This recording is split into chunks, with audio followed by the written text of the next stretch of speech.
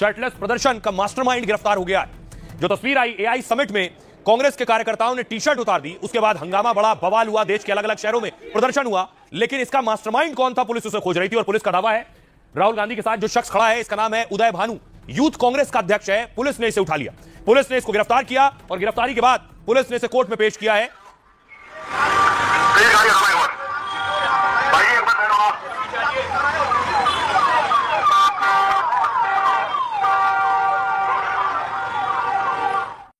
उदय भानु को कोर्ट में पेश करने के बाद पुलिस ने उदय भानु की रिमांड मांगी। पुलिस चाहती थी 7 दिन की रिमांड हो, लेकिन 4 दिन की पुलिस रिमांड मिली है। अब 4 दिन इस शख्स से पूछताछ करेगी पुलिस की साजिश को किसने अंजाम दिया।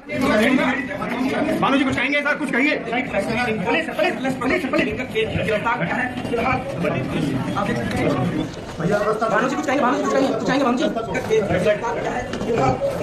और उसके बाद कोर्ट से जब रिमांड मिली तो उदय भानु को पुलिस लेकर वापस पुलिस स्टेशन पहुंची तो वहां यूथ कांग्रेस के कार्यकर्ता मौजूद थे।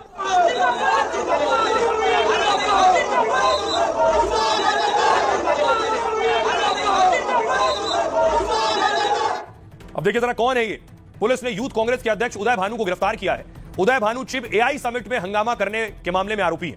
गिरफ्तारी के बाद पुलिस ने उन्हें पटियाला हाउस कोर्ट में पेश किया। कोर्ट में पुलिस ने उदय भानु को साजिशकर्ता और मास्टरमाइंड बताया और पुलिस ने उदय भानु चिप के लिए 7 दिन की रिमांड मांगी। कोर्ट ने उदय भानु की 4 दिन की पुलिस रिमांड मंजूर की है। अब तक इस मामले में कुल 8 लोगों की गिरफ्तारी हो चुकी है। आरोपियों को एक दूसरे के साथ बिठाकर पूछताछ हो रही है। साथ ही दिल्ली पुलिस कई जगहों पर छापेमारी भी कर रही है। पुलिस ने कोर्ट को बताया कि उस दिन दंगे जैसे हालात पैदा करने की साजिश की गई। वैश्विक मंच पर देश की छवि को नुकसान पहुंचाने की कोशिश थी। उदय भानु मुख्य साजिशकर्ता और मास्टरमाइंड है। उदय भानु और दूसरे आरोपियों ने पुलिस के साथ मारपीट की। उदय भानु ने पूछताछ के दौरान बिल्कुल सहयोग नहीं किया और उदय ने फरार साथियों के बारे में कोई सूचना नहीं दी है। उदय ने यह नहीं बताया कि ये प्रिंट किए हुए टी शर्ट कहां से आए और टी शर्ट भारी मात्रा में प्रिंट किए गए थे और बांटे जाने थे। उदय भानु चिब ने ही लॉजिस्टिक मुहैया करवाया था। कुछ आरोपी जम्मू, अमेठी और हिमाचल प्रदेश में मौजूद हैं। जांच के लिए कस्टोडियल पूछताछ जरूरी है, लेकिन उदय भानु के वकील ने दलील दी कि उदय भानु ने हमेशा जांच में सहयोग किया है। प्रदर्शनकारी निहत्थे थे और शांतिपूर्ण प्रदर्शन कर रहे थे। प्रदर्शनकारियों से 7 से 8 टी शर्ट बरामद हो चुकी है। टी शर्ट कहीं भी छपवाई जा सकती है। पुलिस पूरी फैक्ट्री की जांच की बात कर रही है। कोई वीडियो नहीं है जिसमें दिखे कि उन्होंने जो है मिलकर कोई साजिश की, उन्होंने हेट स्पीच दिया, इसका कोई भी सबूत नहीं है। सुनिए जरा क्या कुछ कह रही है पुलिस, वकील और उनके माता पिता।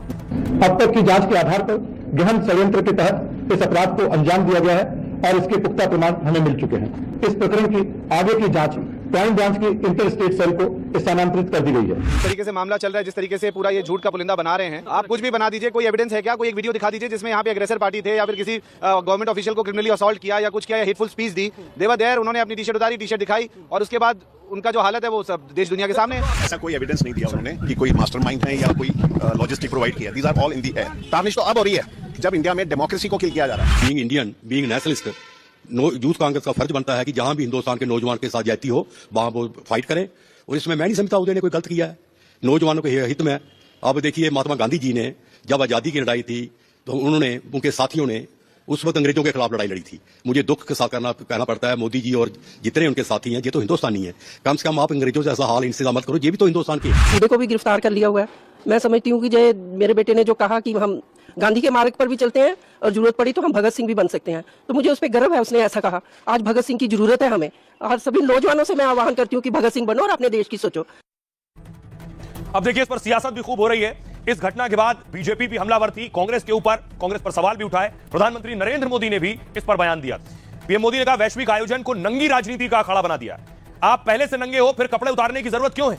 राष्ट्रीय कार्यक्रम को कमजोर करने की कोशिश की गई। कांग्रेस भूल गई कि एआई समिट बीजेपी का इवेंट नहीं था, वो सियासी असहमति के बजाय निजी दुश्मनी से प्रेरित है। कांग्रेस नेता मोदी से नफरत करते हैं, मेरी कब्र खोदना चाहते हैं। राहुल गांधी ने कहा हमारे यूथ कांग्रेस के लोग बब्बर शेर हैं, उनमें कांग्रेस पार्टी का खून है, देशभक्ति का खून है, वो किसी से नहीं डरेंगे, उन्हें किसी से डरने की जरूरत नहीं है। गौरव भाटिया कह रहे हैं राहुल गांधी की मोहब्बत की दुकान नकली है, इसमें सिर्फ और सिर्फ बेशर्मी का सामान है। राहुल गांधी पूरे देश को नंगा करना चाहते थे, राहुल गांधी ने कभी संविधान नहीं पढ़ा है। मल्लिकार्जुन खड़गे कह रहे हैं सरकार ने अमेरिका के सामने घुटने टेके, कांग्रेस को निशाना बनाया जा रहा है, कांग्रेस को डराया जा रहा है, लेकिन हम डरेंगे नहीं। सुनिए जरा पीएम मोदी को और राहुल गांधी को। समारोह स्थल पर विदेशी अतिथियों के सामने कांग्रेस के नेता कपड़े उतारकर पहुंच गए। मैं कांग्रेस वालों को पूछता हूं, देश तो जानता है आप पहले से ही नंगे हो। हमारे जो यूथ कांग्रेस के बब्बर शेर हैं, हमारे यूथ कांग्रेस के लोग, हमारे कार्यकर्ता बब्बर शेर, आप किसी से नहीं डरोगे, आप किसी से नहीं डरोगे। आप में कांग्रेस पार्टी का खून है, देशभक्ति का खून है। आप सबको दिल से धन्यवाद करता हूं। ऐसा अरेस्ट करने का मैं कंडम करता हूं। मोदी ने तो देश का सत्यानाश कर दिया। ट्रंप के सामने उन्होंने घुटने टेके। उदय भान कांग्रेस पार्टी का जो यूथ विंग है उसका अध्यक्ष बताया जाता है, इनकी गिरफ्तारी हुई, 4 दिन की पुलिस कस्टडी स्वीकार कर ली है। आप भारत को नंगा करना चाहते थे राहुल गांधी जी, आज आप खुद राजनीतिक तौर पे पूरी तरह से नंगे हो चुके हैं। बहुत शर्म की बात है कि ये शांतिपूर्ण आंदोलन करने में भी आपको परेशानी होती है, तानाशाह को परेशानी होती है। तानाशाह को किसी ने आईना दिखाया तो वो उसको जेल डाल देगा। उनको अरेस्ट नहीं कराया तो उनको क्या भारत रत्न देखा भारत की बदनामी करवाने के लिए? ये बब्बर शेर नहीं है राहुल गांधी, ये नेशनल शेम है। और आपका जो shirtless, topless, shameless, characterless act था, उसके तो समर्थन में अब मार्गरेट आलवा जी भी नहीं बोल पाए। उन्होंने क्या गलत किया? क्या इस देश में शांतिपूर्ण ढंग से प्रदर्शन करना गलत है? अगर हमारा देश लोकतंत्र है तो शांतिपूर्ण ढंग से प्रदर्शन किया जा सकता है, और आगे भी जब जब आप ये करेंगे हम ये प्रदर्शन करेंगे। शायद वो भूल जाते हैं कि हम महात्मा गांधी की, नेहरू की, सरदार पटेल की कांग्रेस है। हम शांति भी चाहते हैं और हम सोती हुई सरकार को जगाना भी जानते हैं। सरकार का विरोध करना जुर्म है तो हर कांग्रेस का व्यक्ति ये